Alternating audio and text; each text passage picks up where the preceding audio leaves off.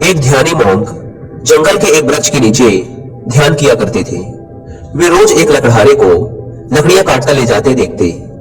एक दिन उन्होंने उस लकड़हारे को रोककर कहा, सुन भाई, दिन भर लकड़ी काटता है, 2 जून की रोटी भी जुट नहीं पाती। तू जरा आगे क्यों नहीं जाता? वहां आगे चंदन के वृक्षों का जंगल है। एक दिन काट लेगा तो 7 दिन के खाने की व्यवस्था हो जाएगी।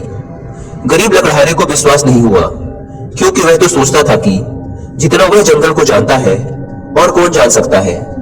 जंगल में लकड़ियां काटते काटते ही तो उसकी जिंदगी बीती है। यह साधु यहाँ बैठा रहता है इस वृक्ष के नीचे। इसको क्या खाक पता होगा कि जंगल में आगे क्या है? मानने का मन तो ना हुआ, लेकिन फिर सोचा कि नुकसान ही क्या है, कौन जाने ठीक ही कहता हो। फिर झूठ कहेगा भी क्यों? शांत आदमी मालूम पड़ता है, मस्त आदमी मालूम पड़ता है। कभी बोला भी नहीं इसके पहले। एक बार प्रयोग करके देखने में क्या जाता है। साधु की बातों पर विश्वास कर वह आगे गया। जब वहां से लौटा तो साधु के चरणों में सिर रख दिया और कहा, मुझे क्षमा करना, मेरे मन में बहुत संदेह आया था, क्योंकि मैं सोचता था कि मुझसे ज्यादा इस जंगल के बारे में और कौन जानता है। मेरा बाप भी लकड़हारा था, उसका बाप भी लकड़हारा था। हम यहीं की जलाऊ लकड़ियां काट काट कर जिंदगी बिताते रहे। कभी यह न सोचा कि इससे आगे शायद कुछ इससे भी अच्छा हो सकता है। मैं भी कैसा अभागा हूं, काश पहले पता चल जाता तो आधी जिंदगी गरीबी में ना गुजारनी पड़ती। साधु ने कहा, कोई फिक्र ना करो, जब पता चले तभी जल्दी है, जब जागो तभी सवेरा है। अब जाओ और जाकर चंदन की लकड़ियां काटो। अब उस लकड़हारे के दिन बड़े मजे में गुजरने लगे। एक दिन लकड़ियां काट लेता, 7-8 दिन जंगल आने की जरूरत ही ना पड़ती। बाजार में उनकी इतनी कीमत मिल जाती। ऐसे ही दिन गुजरने लगे। लकड़हारा हफ्ते में एक दिन आता, चंदन की लकड़ियां काटता और जाकर उन्हें बाजार में बेच देता। एक दिन जब वह लकड़हारा लकड़ियां काटने जा रहा था तो उस साधु ने उसे रोककर कहा, तुम जब से चंदन की लकड़ियां ही काट रहे हो, आगे नहीं गए? तुम्हारे मन में कभी यह सवाल नहीं उठा कि इस चंदन के आगे भी कुछ हो सकता है?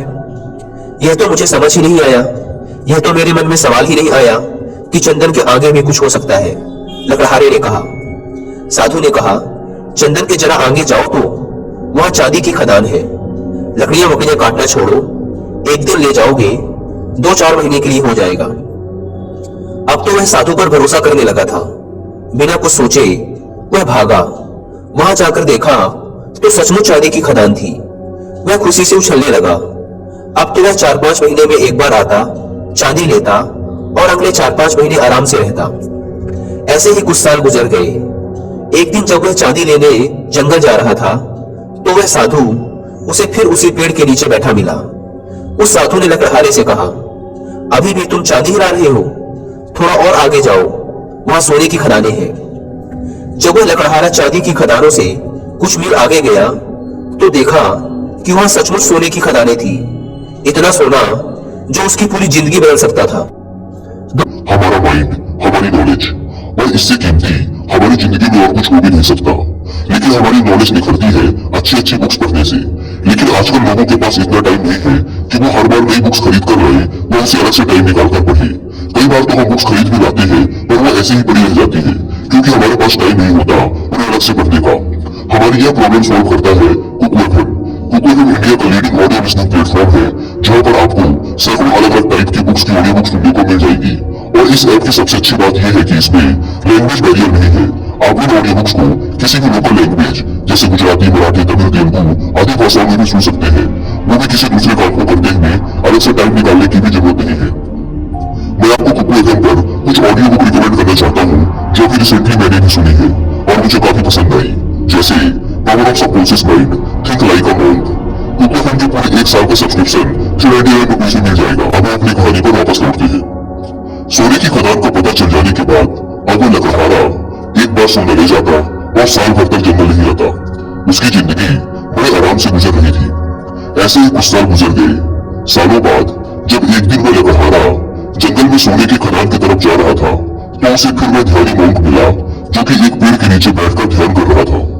जब उस ध्यानी मोंक ने लकड़हारे को सोने की खान की ओर जाते देखा तो बोला, तुम कभी जागोगे कि नहीं कि मुझे ही तुम्हें हर बार जगाना पड़ेगा।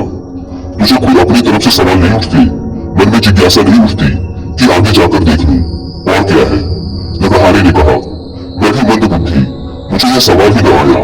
मैं तो समझा कि सोने से बड़ा और क्या हो सकता है, बस यही आखिरी चीज रही होगी। साधु ने कहा, अरे भोले इंसान, सोने की खानों से आगे जा, तुझे वहां हीरे की खदानें मिलेगी। जब वह लकड़हारा जाकर देखता है तो उसे अपनी आंखों पर भरोसा नहीं होता। वह सचमुच हीरे की खदानें थी। अब तो लकड़हारा एक बार हीरे ले जाता और कई सालों बाद वापस जंगल में आता। समय के साथ वह लकड़हारा बूढ़ा हो गया। एक दिन जब वह हीरे लेकर जंगल से वापस आ रहा था तो उसी पेड़ के नीचे उसे फिर वही ध्यानी साधु मिलता है। साधु ने कहा, अरे ना समझ, अब तो हीरो नहीं रुक गया। अब तो उस लकड़हारे को भी बड़ी अकड़ आ गई थी, बड़ा धनी भी हो गया था, महल खड़े कर लिए थे। उसने कहा, अब छोड़ो, अब तो मुझे परेशान ना करो, अब हीरे के आगे बड़ा और क्या हो सकता है। उस मोंक ने कहा, हीरो के आगे मैं हूं। तुझे यह कभी ख्याल नहीं आया कि यह आदमी मस्त यहाँ बैठा है, जिसे पता है हीरो की खदान का वह हीरे नहीं भर रहा। इसको हीरो से भी आगे, हीरो से भी बड़ा और बहुमूल्य कुछ मिल गया होगा, तभी यह यहाँ निश्चिंत पेड़ के नीचे बैठा रहता है। तुझे यह कभी विचार नहीं आया। उस साधु की बात सुन सेठ रोने लगता है और उस ध्यानी मोम के पैर पकड़ लेता है और कहता है, मैं भी कैसा मूर्ख हूँ जो यह देख ही नहीं पाया कि जिसने यह सभी सोने चांदी हीरे जवाहरात छोड़ दिए, उसके पास जरूर इन हीरे जवाहरात से ही बड़ा कोई धन होगा। मेरे मन में यह ख्याल ही न आया। मैं जानना चाहता हूँ कि तुम्हारे पास वह कौन सा धन है जिसके सामने इस दुनिया की सारी दौलत छोटी है।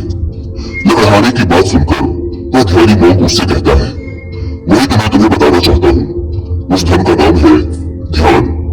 लकड़हारे ने कहा, लेकिन मुझे तो ध्यान करना आता ही नहीं। साधु ने कहा, ध्यान करना बहुत सरल है। बाहर का धन तो बहुत इकट्ठा कर लिया, अब जरा भीतर की ओर मुड़ जाओ, आराम से बैठ जाओ और देखो कि तुम्हारे भीतर क्या चल रहा है। अगर कोई अनुभव हो तो उसे पकड़े मत रहो, बस देखो, हो सकता है तुम्हें परमात्मा मिले, लेकिन तुम्हें उन्हें भी नहीं पकड़ना। तब तक देखते रहो जब तक कि सभी अनुभव, सभी विचार शांत न हो जाए। पर ध्यान रहे, जबरदस्ती किसी भी अनुभव या विचार को खत्म करने का प्रयास कभी मत करना। जब कोई अनुभव न रहेगा, कोई विचार न रहेगा, तब तुम निर्विकल्प समाधि में रहोगे। तब न दृष्ट बचेगा और न ही दृष्टा, केवल शून्य होगा। और उस शून्य में ही चलता है बोध का दिया, आत्मज्ञान का दिया। ध्यान करने के लिए एक चीज जो सबसे महत्वपूर्ण है वो है धैर्य। आपके भीतर इतना धैर्य होना चाहिए कि घटना आज घटे या कई वर्षों बाद आप ध्यान करने के लिए हमेशा तैयार रहे। दोस्तों, यदि आपको शुरुआत में ध्यान करने में प्रॉब्लम आती है, मन बार बार भटकता है, तो गूगल घर पर 11 दिन का एक कोर्स है पावर ऑफ मेडिटेशन के नाम से, आप इसे भी मेल कर सकते हैं। यह आपका माइंडसेट डेवलप करने में आपकी मदद करेगा। धन्यवाद।